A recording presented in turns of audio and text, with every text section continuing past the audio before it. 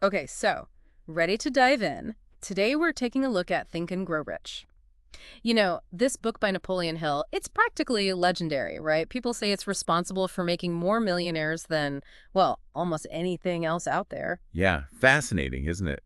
The title, it kind of screams money, but when you get into it, the ideas are much bigger than just like your bank account. Exactly. It's really about how to achieve anything you set your mind to, like the core principles of success. Right, and it's all about your mindset, having a clear purpose, all that.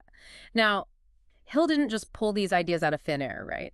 He spent years studying hundreds and hundreds of super successful people. Oh, You're yeah. talking huge names like Henry Ford, Thomas Edison, Andrew Carnegie, these titans of industry. Right. He wanted to figure out what they all had in common. What was the secret sauce? Yeah. And the big takeaway, the core of it all, is that success, it all starts in your head. It all starts with your thinking. Yeah. You're thinking. Okay, so let's break this down. Hill talks about this burning desire, and he connects it to having a definiteness of purpose. Yeah. Yeah. What's the difference between just like wishing for something and having this burning desire that he talks about? Well, I think it's like this, right? A wish is something you kind of hope for, like, oh, it would be nice if. Right. A burning desire, that's something you absolutely need to have. Uh-huh. It consumes you. It pushes you. Mm. And that definiteness of purpose, that's what gives that energy, that drive, a direction. It's your laser focus, that specific goal you're aiming for. Without that clear target, you're just kind of scattering your effort everywhere. You're all over the place, yeah. Yeah. Now, even with this intense desire, it's not quite enough, is it? Hill really stresses the importance of having faith, like total belief in yourself that you can actually achieve what you set out to do. He even talks about visualizing it, like seeing it as already done. How does that kind of self-belief actually work in the real world? Does it actually help you get stuff done? It's huge. It's like this engine that keeps you going, that fuels your persistence. When you truly believe you can do something, when you don't doubt yourself, then all those setbacks, all those obstacles, they become like learning experiences. Right. They don't derail you. They just show you a different path. Yeah. It's that unshakable inner conviction that lets you just keep pushing forward no matter what. Okay, so you've got the desire, the belief, but Hill also makes this distinction between general knowledge and what he calls specialized knowledge. Why is having that specific expertise so important? Well, think of it this way. General knowledge is like a good foundation, right? Yeah. It gives you a broad understanding of things. But to really make a mark, to create something truly valuable, you need that deep specialized knowledge in your chosen field. It's what lets you solve those unique problems, see opportunities that others miss, become that go-to expert in your area. The specialist. Yeah, Okay. Now, another key point that Hill brings up is the mastermind principle. It's about the power of surrounding yourself with other ambitious, like-minded people. Oh, yeah.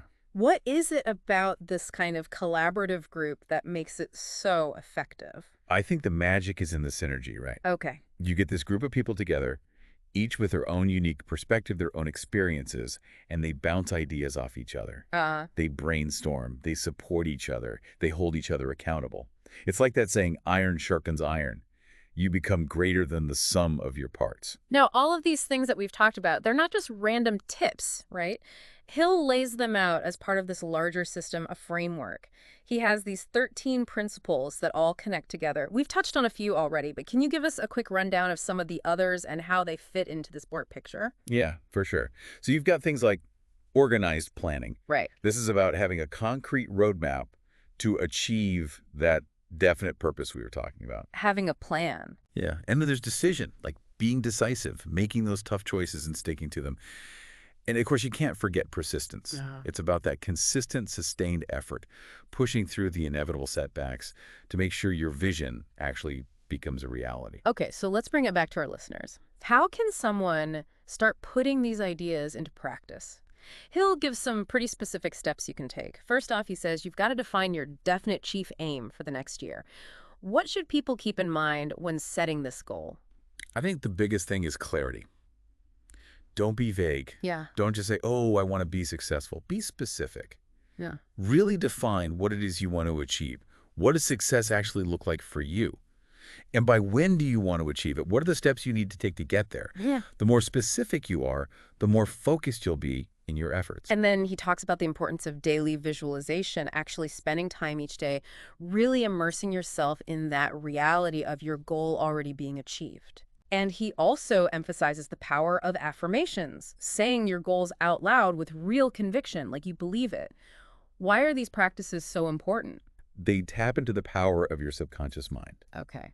By consistently visualizing your success, feeling it, and affirming it out loud, you're basically training your mind to believe it's possible, aligning your thoughts and emotions with that desired outcome. So it's almost like you're tricking yourself into believing it? In a way, yeah, but it's a powerful trick. Powerful trick, yeah. It sets you up for success. And finally, Hill recommends building your own mastermind group, finding a couple of people who are also driven, growth-oriented, people who want to achieve things.